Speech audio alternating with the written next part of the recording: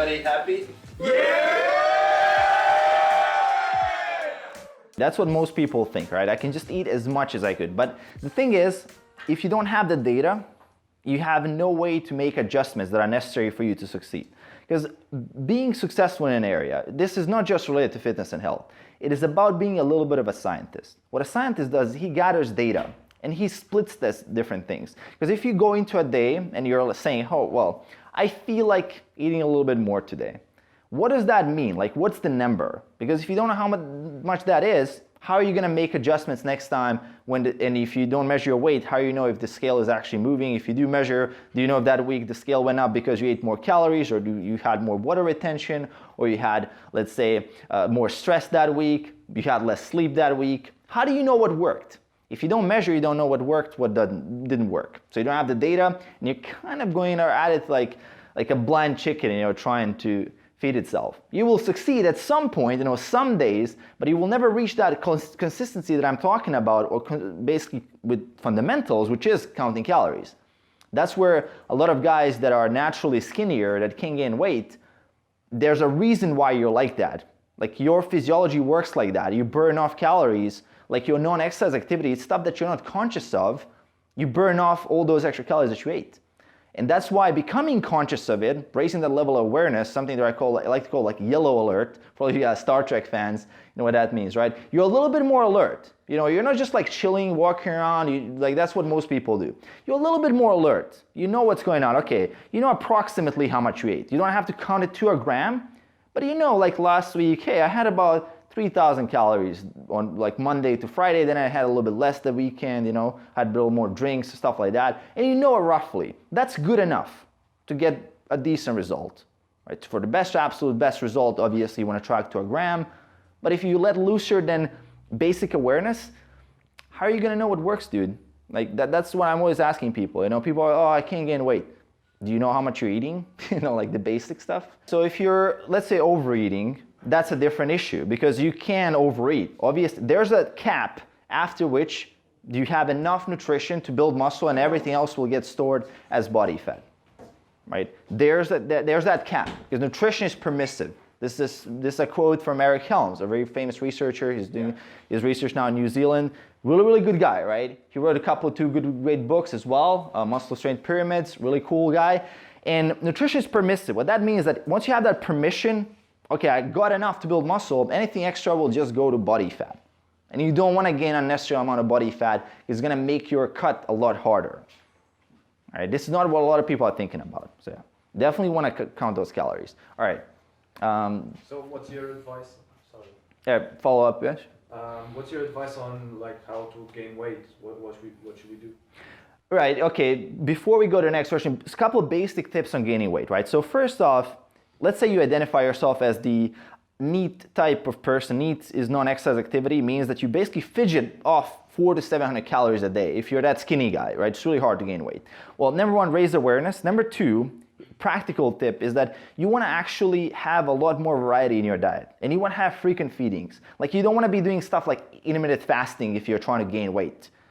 That's a tool that is really good for blunting your hunger, and some people, they respond like that. They will blunt their hunger, they will eat 2-3 meals a day, they'll feel good. It's a good tool for losing fat for some people, right? For gaining weight, you want to actually do the opposite. I mean, if you look at clinical trials, a lot of them are based around frequent feedings to get people to regain weight after surgeries, after stuff like that, after accidents. So they give them a lot more frequent feedings, more opportunities, more food, more calories, right? That's one thing.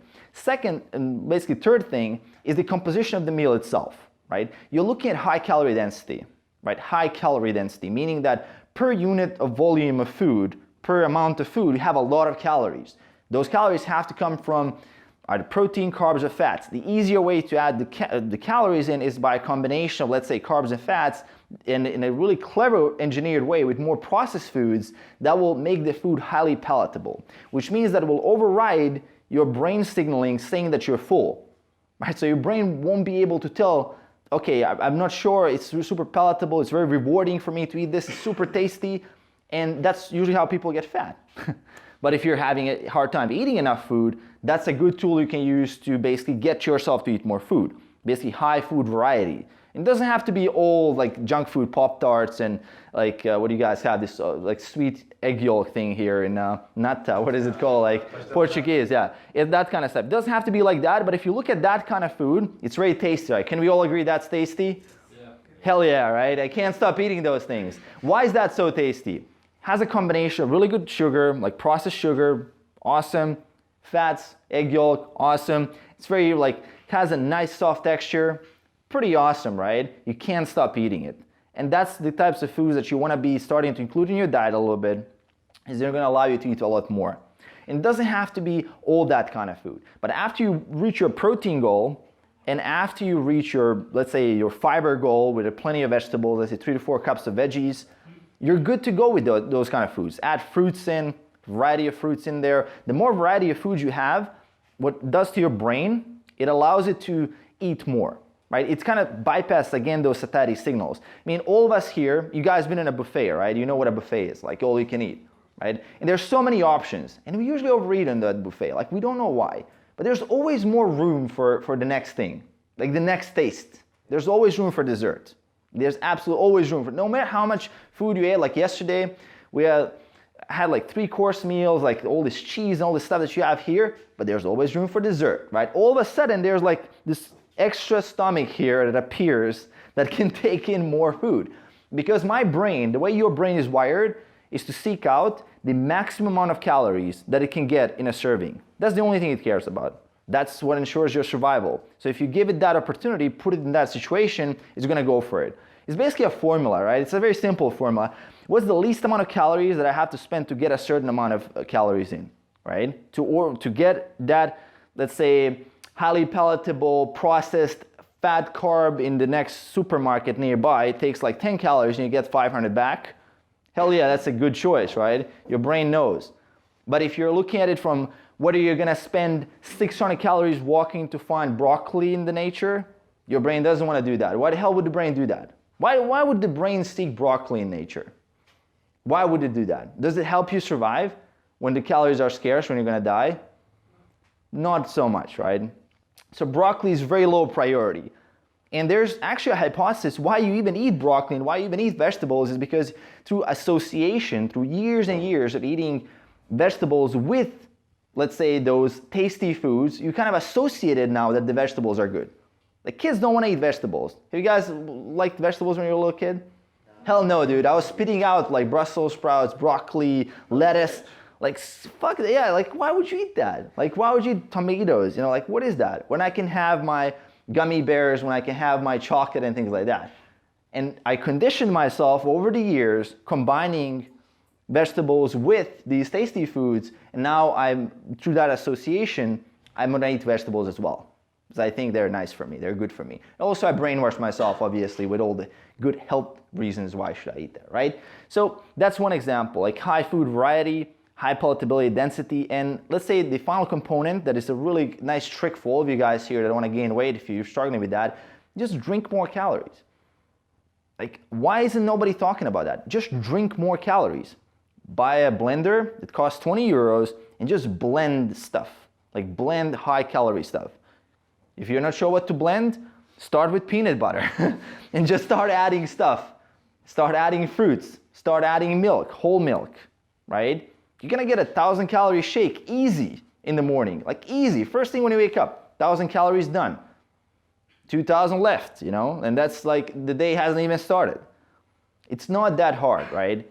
Again, it comes with awareness. Number 2, it comes with realizing the facts that what is making you full, stuff that is making you full faster is like if you eat slow, it makes you full. Eat faster. Yeah, that's a tricky question. There's a whole bunch of things you can use. Number one, I have tracked 810 days in MyFitnessPal in a row. So literally now, if you were eating a plate of food there, if I could eyeball your amounts, I would know approximately how much it is because I weighed my foods for so long that I know approximately how much I eat. Like just by looking at it. I know that 120 grams of chicken breast is about the size of an iPhone. I know that like a tablespoon of rice is about 20 grams. I approximately know how much I'm eating, and I can measure things like fruits and vegetables per piece quite easy, right? If you're in a restaurant, you can always assume that there's a little bit of extra fat there. So I just add 2 tablespoons of oil to everything that I track. If I'm eating in a restaurant, it's 2 extra tablespoons of oil. It doesn't matter which oil you pick, it's gonna be the same amount of calories, but that's approximately how much it is. Because you don't know, so I'd rather be safe than sorry, right? So that's kind of my overall principle, but it comes with a lot of experience, and there's different charts on the internet where you can kind of, let's say if you Google what a half a kilo of chicken breast looks like, or what a half a kilo of any meat looks like, because the iPhone rule that I just told you applies for all kinds of meat. Fish will generally have less protein per 100 grams than let's say beef or chicken or like say turkey or pork. Then you can kind of eyeball it, and you pretty much know what you're ordering, right? If you're not ordering super processed foods, which is, let's say you go to a burger, then you can just, instead of finding that burger, which is unlikely that you're gonna find a local burger place, you might as well just track the same burger from Burger King and just say, hey, I ate the double burger, bam. You take the Burger King one, it's gonna be roughly the same amount of calories, right? Basically doing the best you can, right? And obviously you wouldn't eat out 99% of the time. Let's say you do the 80-20, so 80% in home, 20% out. So when you're in the restaurant and 20 grams of in a tablespoon of rice, you eat 1 tablespoon, 20 grams. One more tablespoon. That's happening on a subconscious level. That's literally happening on a subconscious level, yeah. Well, at a certain point, and that's a universal rule for all of you guys, there's gonna be a point where your newbie gains will stop, right? That's like randomly adding weight to the bar. That's newbie gains essentially, right? I did 50 this workout, okay, next time I'm gonna try 55. Just randomly adding weight. Then before that is 60, then you have a guy trying to touch your bar and stuff, stuff like that. Just like doing random things to progress. Once you kind of move through the newbie gains phase, which after 3 years of training, even if it was suboptimal, you're probably past the newbie gains period. Now you have to be a little bit smarter. So you actually have to plan your training ahead. So if you, simple example, you start periodizing your training a little bit, meaning that you go through periods of, let's say, focusing, let's say now it's like 3 sets of 5, right? Next workout, you, let's say, do 3 sets of 4, then you do 3 sets of 3, but let's say all these weeks you're adding more weight. And then on the 4th one, you take a little bit of a break. This is again a model from a 3D muscle journey that they use, it's called a single progression scheme. Very, very simple to explain.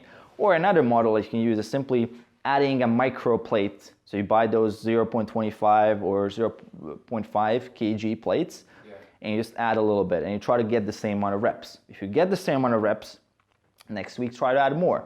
If you don't get the same amount of reps, you stay the same weight until you get the reps. Once you get the reps, you move on. If you get really, really low reps, you deload a little bit because you probably are fatigued or something happened if you already are underperforming on your base level. So it's being a little bit smarter, looking a little bit ahead, obviously tracking all your workouts so you're aware of how much weight you hit and for how many reps and all of that. It is actually coming down to having like almost an algorithm list of priorities in your head. So once I finish, let's say I have 3-4 priorities. Let's say one of them is my work, my videos, my coaching. And once I know when I finish those 2, I'm gonna hit the gym, right? So I finish those 2, I hit the gym. And I have certain deadlines throughout the day, at which point I'm done with that thing. So if I don't get it done, I move on to the next. Because if you don't have the deadlines, dude, like simple thing, like a couple of pages, paper or something you have to write is gonna take you 5 days to do.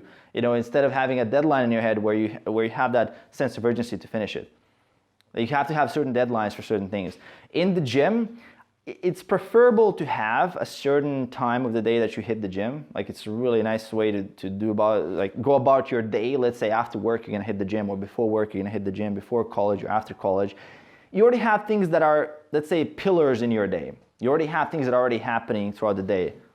And that's one challenge, let's say if you're an online entrepreneur where you really have no pillars, I can do it whenever I want, right? That's a big challenge. Because then I had to design the day to have these certain pillars, to set these deadlines. Normally for most people, it's like, okay, work from 8 to 4, and I'm gonna hit the gym after work. So it's kind of already figured out. Okay, classes from 7 to 11, then I have this pause, then I have this class again in the evening. There are certain things. So you have to look at what is your day like, and then set certain deadlines. And if you wanna pick which time of the day to work out, there's obviously, a lot of talk on, okay, this is the perfect time. The perfect time is really what you can stay consistent with. I mean, there's some research saying, hey, it's the evening time, you know, and that's where most of the world records are broken. That's where you're most strongest. Your body's temperature is regulated properly. You're ready to go. You're the strongest. But that's not really the point for someone who is not very consistent with the gym, or someone who is really have to sacrifice a lot of things to get to the gym consistently. It's probably a better idea just to train whenever you can, but just keep it very, very frequent, and I mean frequent as you have in your plan. If it's 4 days a week, 5 days a week, but you want to make sure that you're consistent with it at any time of the day. It's like for the last week, I went to the gym at 3 in the morning, right? The reason I went there for 3 in the morning, that's the only time I could go. You know, guys would message me on Instagram, hey man, like, what is this? You know, is this the best time to go to the gym?